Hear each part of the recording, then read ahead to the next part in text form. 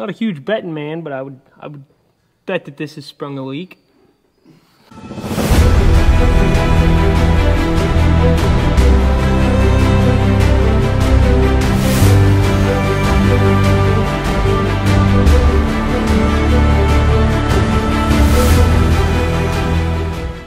All right, what is up, guys? Today we are back out here at Dad's house where we did the pond.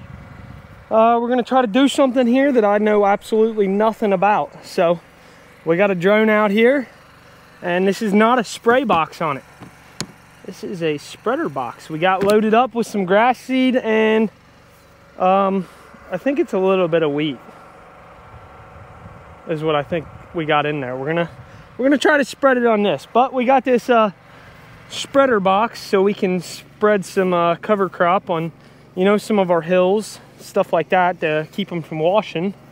But since we got it, I figured let's try to spread it on this area here, see if we can get it working. So I don't know how this is all gonna work out, but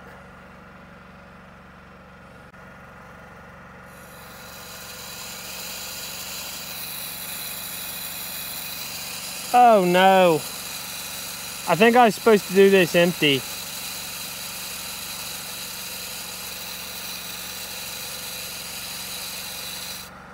Okay, we're trying to calibrate it right now, so I'm gonna fly it over to where we actually need it to calibrate it. Stand back at a safe distance.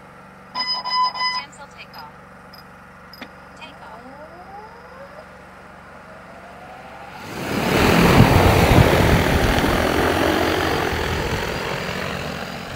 5 caution.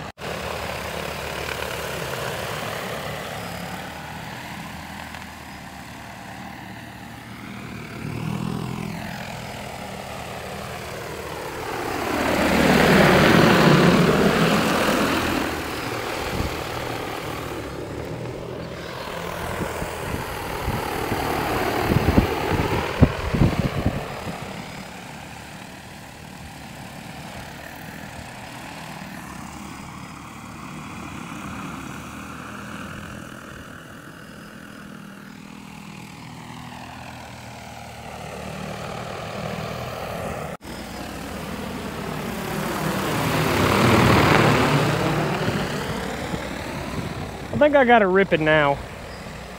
I think my main problem at the beginning is I was supposed to get an empty weight calibration, and I did not. So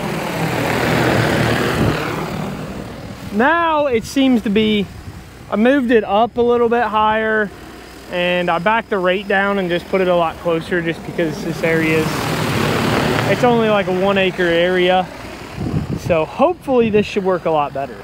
I mean, you can see we got a little grass seed right there, and one right there, and then there's one of our wheat ones that we mixed in.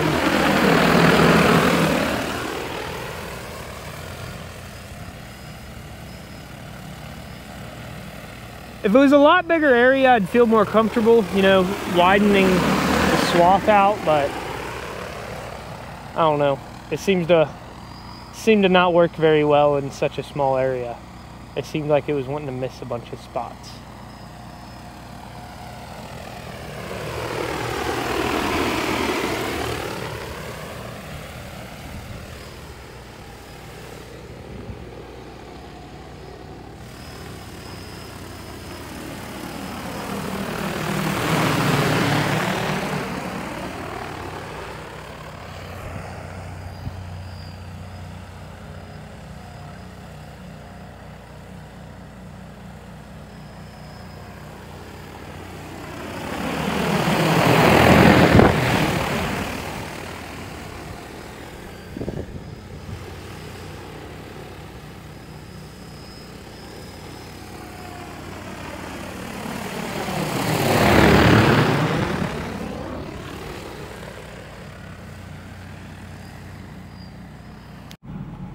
Okay, so today we were out scouting some fields. Got the little drone here. We're gonna send it up in the air and see if we're dealing with vines right here where I'm looking.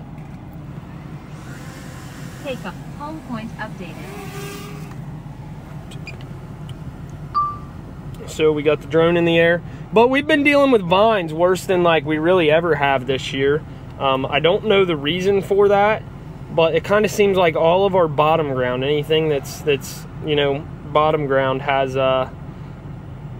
vines. We call them these cucumber vines. They kind of got these little prickly burrs on them. They're terrible, absolutely terrible. But yeah, this field that as you can see, has some vines in it, which give it a couple weeks and these vines would be absolutely everywhere. So this definitely looks like we need to bring the big drones down here and get this taken care of. I mean, out here it don't look bad, but right there you can see there's some more vines. That definitely needs taken care of, or that right there, give it a couple weeks, will look like the piece right back there. And that right there would probably dang near take over the whole field, pull all the corn flat, and it'd be a nightmare to get in and get a corn head in there and shell it. That would be terrible. But yeah, this definitely needs sprayed because it's got them vines just here and there and everywhere. Looks like there's some more over here, which is absolutely no good. But luckily this year we got them big spray drones that we could kind of get this taken care of pretty easily. I mean, yeah, it's going to take some time away from getting stuff ready, but it definitely needs to be taken care of. Out in the center of the field don't seem to be as bad. I don't know why that, well, there's some right there. That definitely needs taken care of. Yep. There they are. Yeah, I'd say give it a couple weeks and this whole field will be flat. So definitely need to get that taken care of before, you know, we're in here with the combines and an absolute mess. But these vines right here got these little prickly burrs on them. So you get them loaded, you get these vines loaded up on your corn head and you just go hopping out to kick it off, and then you got these prickly pokey things all over you in your clothes, and it's the worst. So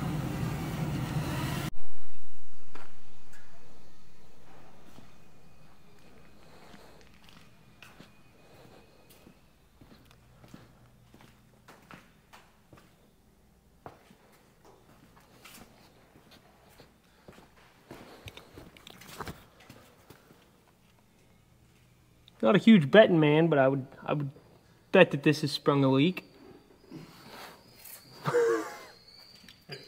Several videos ago, I think it was when we were taking out trees. We were working on a lot of stuff. I think we welded on the Traco bucket some, or the thumb some in that video.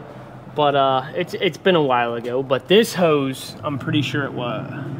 This hose, I know it was, blew up under this shield somewhere, and we were fixing that. Well, the hose that goes right next to it, that goes from right here down to right here, blew.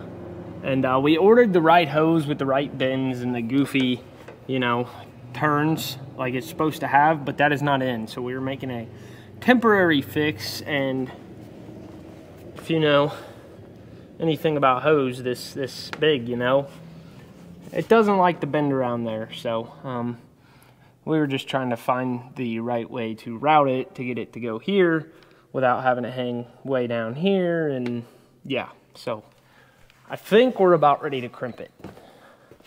This seemed to be about the right size right here, right length, and now we just need the plate to go in here to crimp that. But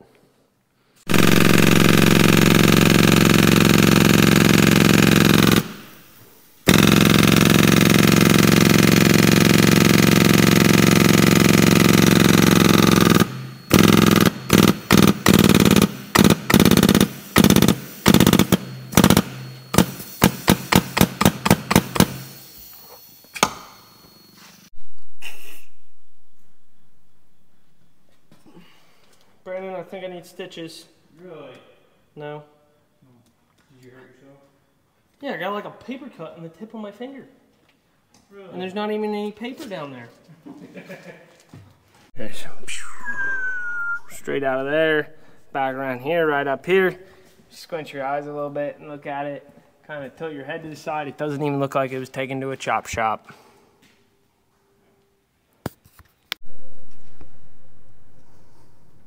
Get that thing done yet? Yeah.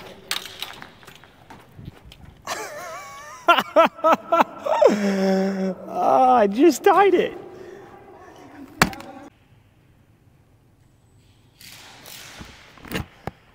All right, so this is our big bin. It's a 300,000, I think, bushel bin, and it's got these cables coming down all through it. These cables are kind of to when you got it clear full of corn, you can track the temperature, and I think just the temperature of the grain throughout the bin. You'd be able to tell if you need to run the fans a little bit longer and stuff like that. But before we fill it full of corn, every single one of these cables have to be tied down to the ground. We just use some fishing string, basically, so when you start filling it with corn, they stay down in the corn and they're not all bunched up at the top. So we use fishing string, or like some really light string, to tie these down so the sweep can just go through and cut the string off in between the floor and where the actual cable starts. So that makes it a lot easier. I mean, if you use like wire or something, I guess you would have to go through and snip it off all the way around. You're there working. That's 4 pieces. Doing that one.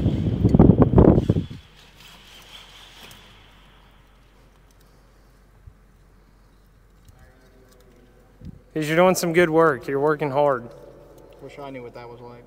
It looked like you needed to be filmed. Yeah, Brennan took this and stuck it in there and was like, here, watch this. Look. This is what he does.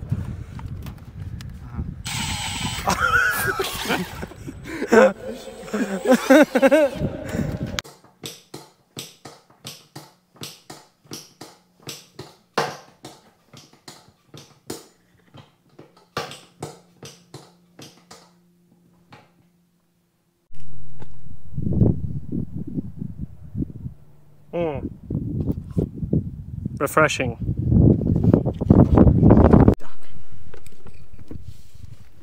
Perfect. Just need to do that 45 more times. Can you move your hands? I'm trying to get a shot of you putting this on. I can't see.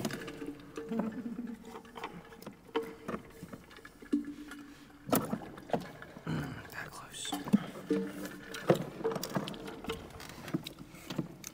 It's like essential oils, man. Oh, did we forget the master?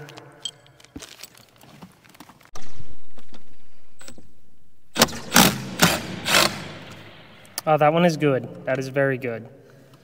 Very good. Very full.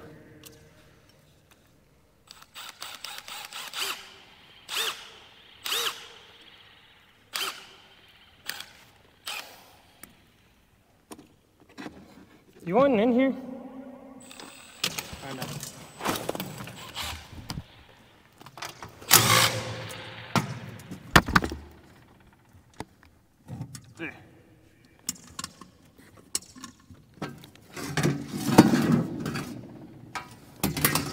That chain's new. That's been greased. That. Yeah, this is done. Yeah. Maybe that's why it was full on oil.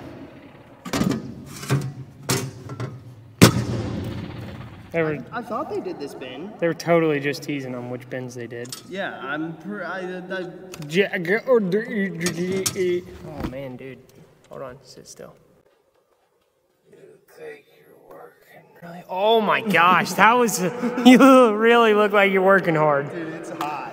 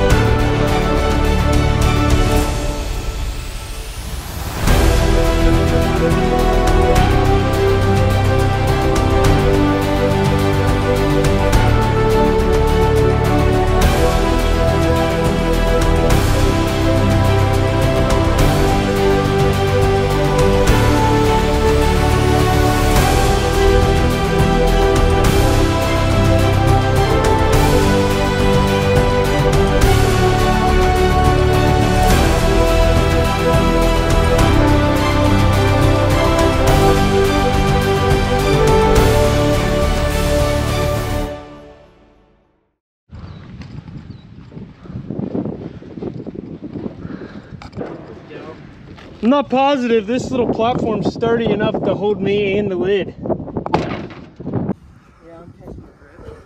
That's what I'm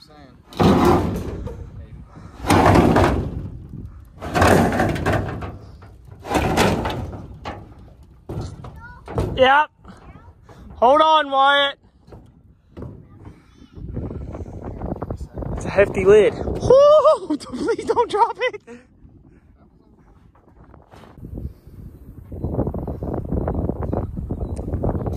Picked a nice windy day to put the lid on the bin, but we got it off here and it didn't propel any of us off, so it's kind of sad. I was hoping Bruce would go for a ride. Well, we're slowly coming to the tail end on the grain bins. That's a project that usually seems like it takes forever to get done, just because we got bins scattered all over the place, all over the countryside that need stuff done. And then right there at Popol's house, we got, I mean, all kinds of bins to work on. So that project usually seems like it takes several guys. I don't know what, 5 guys or so, 6 guys, a week of steady working on it. I don't know, that's pushing it, but a week or so, 4 or 5 days of steady working on it. Usually we can get it wrapped up. But here pretty soon we'll be getting our grain carts out, going over them, making sure they're ready to go, which they really shouldn't need much because they got worked over pretty good in the winter time. They really just need put on the tractor. They're going to spend all fall on, and that's about all they need. And then I don't know, we got a little bit to finish up on the corn heads and the combines themselves, but I don't know, shouldn't take too long. We'll get it all wrapped up here pretty soon, and then before we know it, we will be shelling corn and cutting beans. I don't know what we're out right now. Maybe 2 weeks, 3 weeks we'll be in the field. So it's coming fast, but I don't know. Kind of feels overwhelming at this point in time because it's like we got all this work to do, and I don't know if we're get it done, but I don't know. We'll get it done. We always do. So anyways, that's about all we got for today's episode, so we'll see you in the next one.